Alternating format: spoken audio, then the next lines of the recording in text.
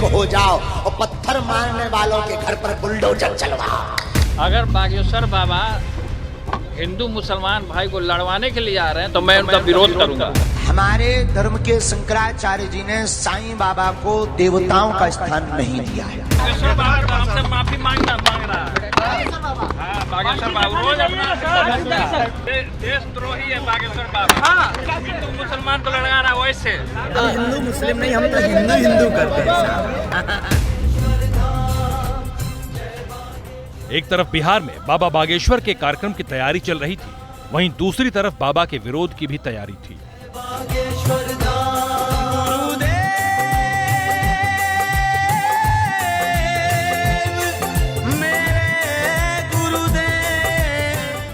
ये बाबा बागेश्वर के शख्सियत का कमाल है।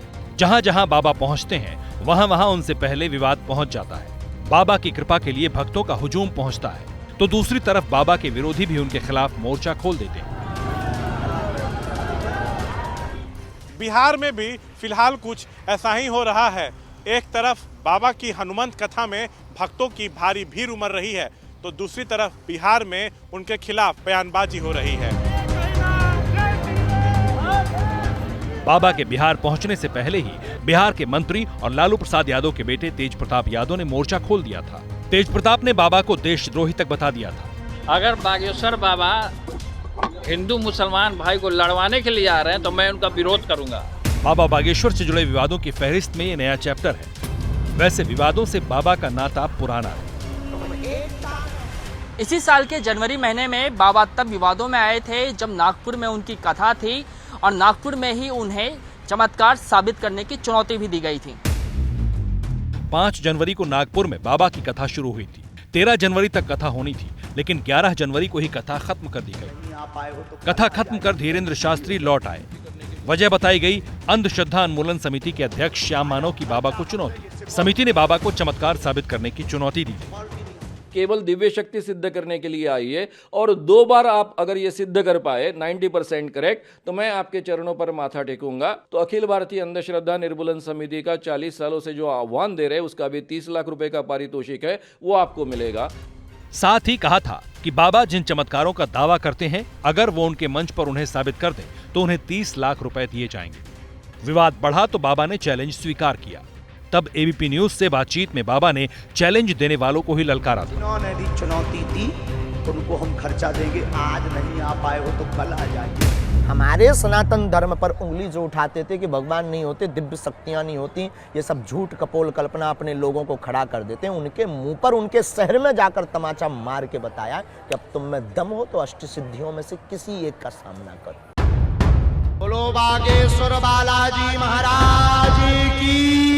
सोशल मीडिया पर बाबा जैसे जैसे पॉपुलर हुए, उनसे जुड़े विवाद भी बढ़े। महाराष्ट्र में ही बाबा को लेकर दूसरा विवाद भी हुआ।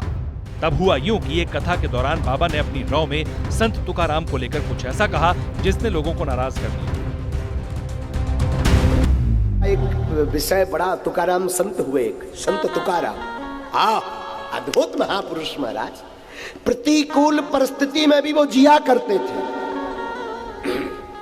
उनके साथ प्रतिकूल परिस्थिति होती थी, परंतु प्रतिकूल परिस्थिति में तुकाराम जीते थे। उनकी घरबारी बड़ी खतरनाक, बीबी खतरनाक है तो विट्ठल की याद है।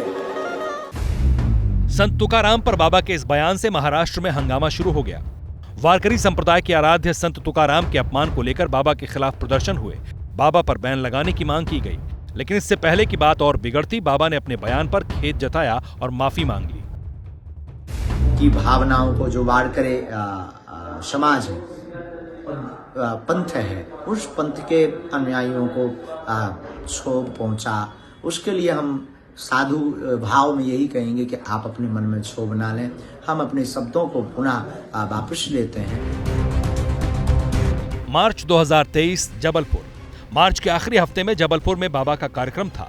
मंच सजा था और बाबा प्रबुद्ध भक्तों से चर्चा कर रहे थे, उनके सवालों का जवाब दे रहे थे। इसी बीच एक भक्त ने धीरेन्द्र शास्त्री से साईं बाबा को लेकर सवाल किया।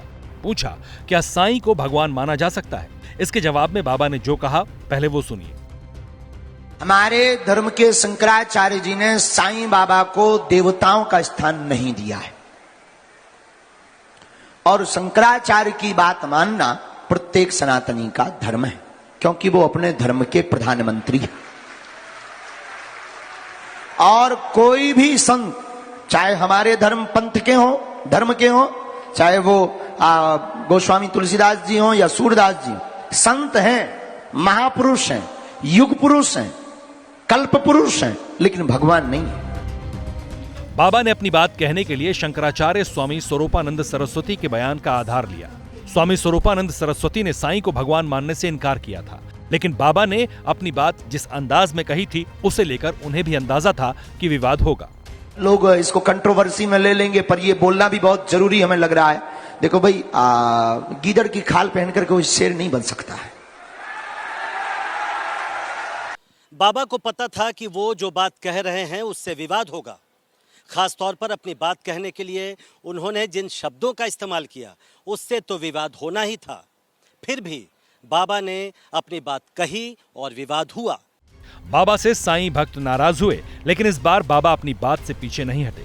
खैर, समय के साथ ये विवाद भी शांत हो गया, लेकिन एक ऐसा विवाद भी है जो हर बार बाबा के कार्यक्रम के बाद उठता है। जय हो बाल।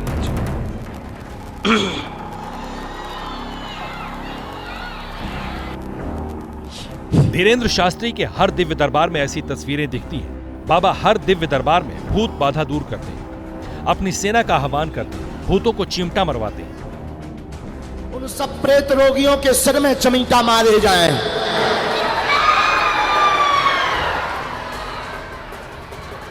सिर्फ भूत प्रेत नहीं, गंभीर से गंभीर बीमारी का इलाज भी बाबा देते हैं। बालक के हाथ में नस टेढ़ी हो गई है, वह कमजोर होता जा रहा है, उसकी तबीयत भी बिना ऑपरेशन के ठीक होगी, परंतु समय लगेगा। आशीर्वाद। इस पर भी सवाल उठते रहे, बाबा की शक्तियों पर भी सवाल उठते हैं। बाबा इसका जवाब भी देते हैं। कला और दरबार दोनों में जमीन आसमान का अंतर। कांच और मणि दिखाई देने में एक जैसे हो सकते हैं, पर दोनों का वजन अंदर का बहुत ताकतवर होता है। कांच चमकदार मणि के जैसे हो सकता है, पर मणि की जैसी लीला नहीं कर सकता है, मणि के समान अवस्था में बिक नहीं सकता है। तो कांच और मणि दोनों को आप कंपेयर नहीं कर सकते हैं, दोनों को एक साथ नहीं बेच सकते हैं। कला का हम नकारते नहीं है, कला में क्लू की आवश्यकता है, उसकी एक सीमा है। कला में माइंड रीडिंग करनी है, उसको पढ़ना तो है। शास्त्री जी की कला है कृपा। आप इसे कृपा कहते हैं? हम नहीं कहते हैं, सब मानते हैं। वैसे सोशल मीडिया पर बाबा के पुराने प्रवचनों को लेकर भी विवाद होते रहे हैं। बाबा का ऐसा ही एक वीडियो बार बार वायरल होता है। इस वीडियो में बाबा योगी स्टाइल में बुलडोजर चलाने की बात कह रहे हैं। सब हिंदू एक हो जाओ और पत्थर मारने वालों के घर पर बुलडोजर चलवाओ। बाबा पर्ची लिखकर समस्या का समाधान बताते हैं। दरबार में बाबा भक्तों की समस्या की पर्ची पहले ही बना देते हैं। बाबा के भक्त दावा करते हैं कि वो भूत और भविष्य जान लेते हैं। कारोबार तुम्हारा तेज चलेगा, आशीर्वाद है। क्या बात एकदम सही है? 100% सर 2017 से अच्छा कमा रहा था, उसके बाद लॉकडाउन से बैकफुट पे आ गया था सर मैं। आरोप लगते रहे हैं कि ये महज ट्रिक है। बाबा सोशल मीडिया पर दूसरे जरिए से लोगों की जानकारी जुटाकर पर्ची बनाने की नौटंकी करते हैं। सुनिए ये आरोप लगाने वालों को बाबा क्या जवाब देते हैं। किस किस की फेसबुक से?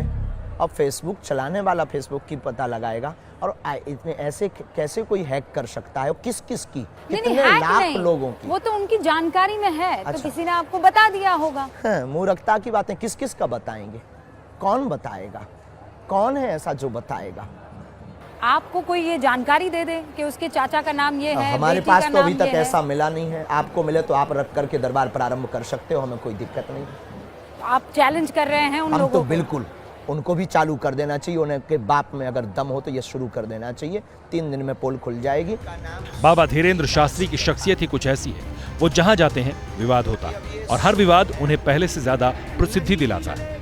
इन विवादों ने ही उन्हें देश भर में ख्याति दिलाई। इसलिए बाबा भी अब विवादों में रहना और विवादों से डील करना बखूबी सीख गए हैं।